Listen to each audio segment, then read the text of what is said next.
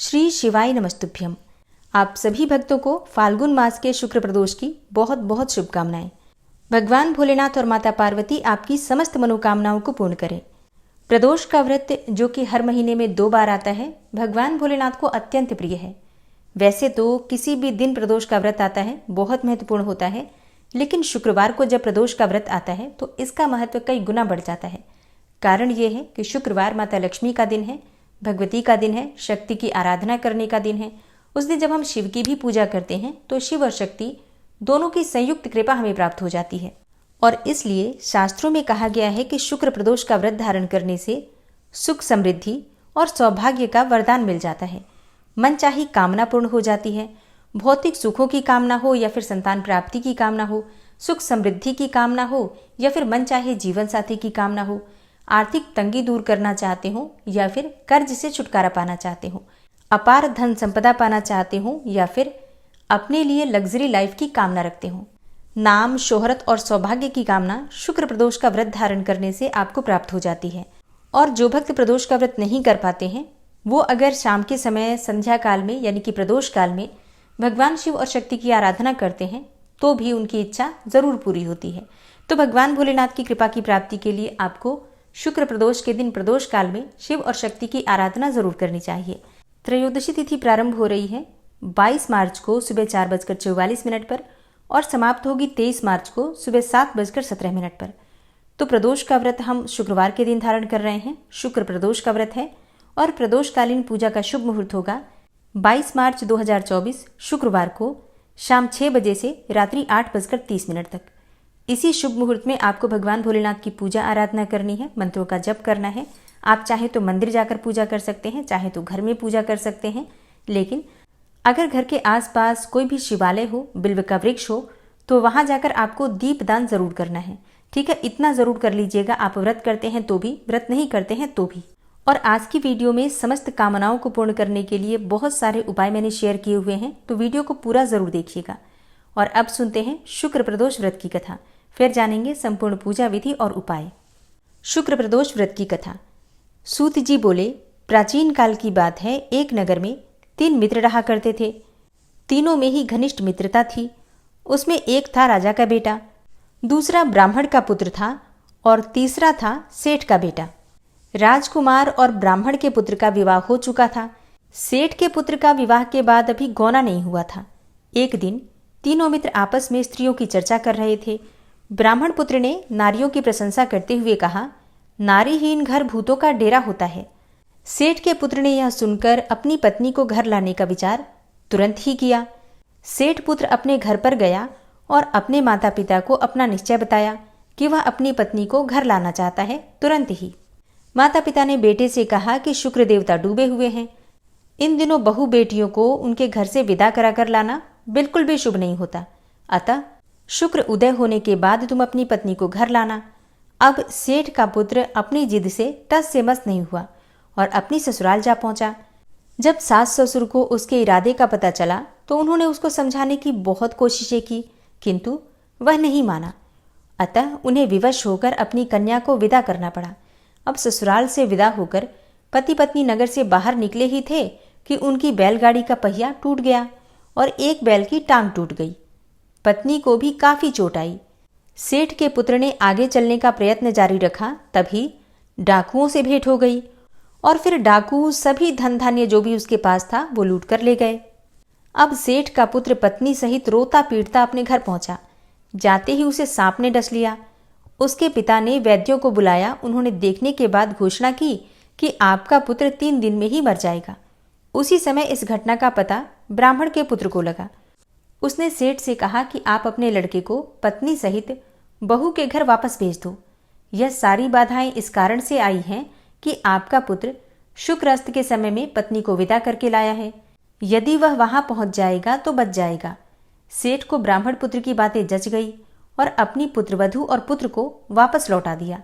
और फिर ब्राह्मण के पुत्र के कहने पर माता पिता ने यानी कि सेठ और सेठानी ने शुक्र प्रदोष का व्रत किया। इससे उसकी हालत ठीक होनी आरंभ हो गई। यानी कि शुक्र प्रदोष व्रत की वजह से, शुक्र प्रदोष व्रत के महात्म्य से सभी घोर कष्ट समाप्त हो गए। इस दिन प्रदोष व्रत की कथा सुने अथवा सुनाएं और कथा की समाप्ति होने के बाद हवन सामग्री मिलाकर 11 या फिर 21 बार या 108 बार ओम ह्रीम क्लीम नमः शिवाय स्वाहा इस मंत्र से आहुति दें। उसके बाद शिव जी की आरती करें तथा प्रसाद वितरित करें। इसके बाद भोजन करें। शुक्र प्रदोष के दिन भगवान भोलेनाथ को यानी कि शिवलिंग पर दही अर्पित करने से रोगों से मुक्ति मिल जाती है। शुक्र प्रदोष के दिन दूध अर्पित करने से, शिवलिंग पर दूध अर्पित करने से सौभाग्य में वृद्धि होती है, दाम्पत्य जीवन सुखमय होता है, मन चाहे जीवन साथी की कामना पूर्ण होती है और संतान प्राप्ति में आ रही बाधाएं दूर होती हैं।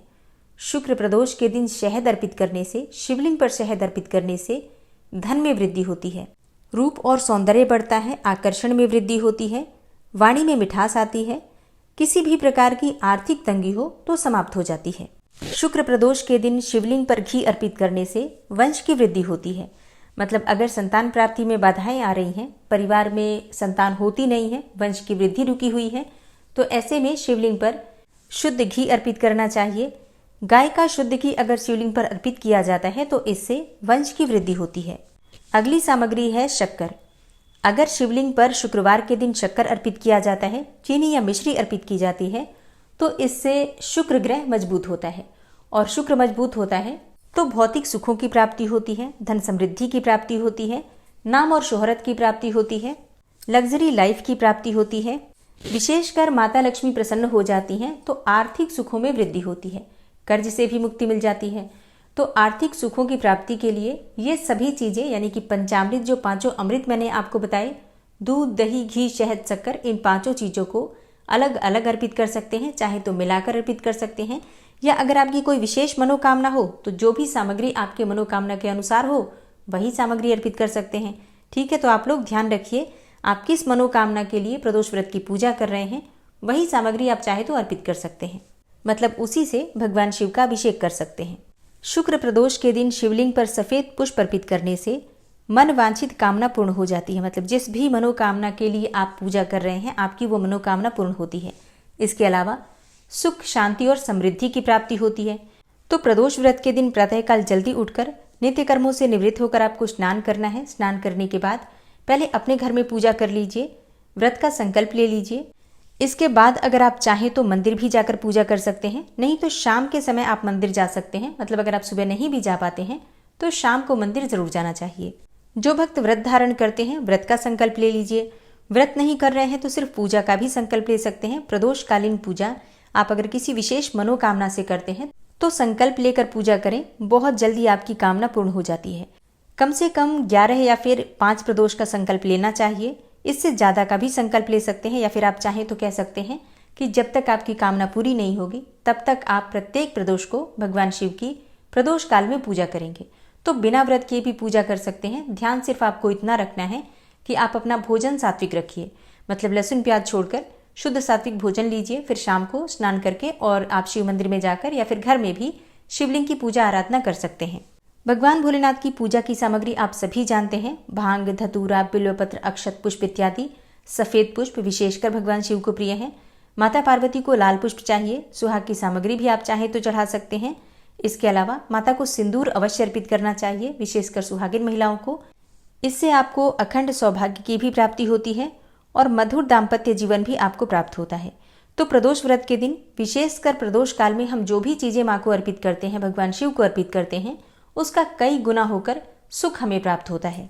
जो भक्त व्रत धारण करते हैं दिन में आप फलाहार कर सकते हैं, कोई सा भी फल खा सकते हैं, जूस पी सकते हैं, फलों का रस ले सकते हैं, चाय पी सकते हैं।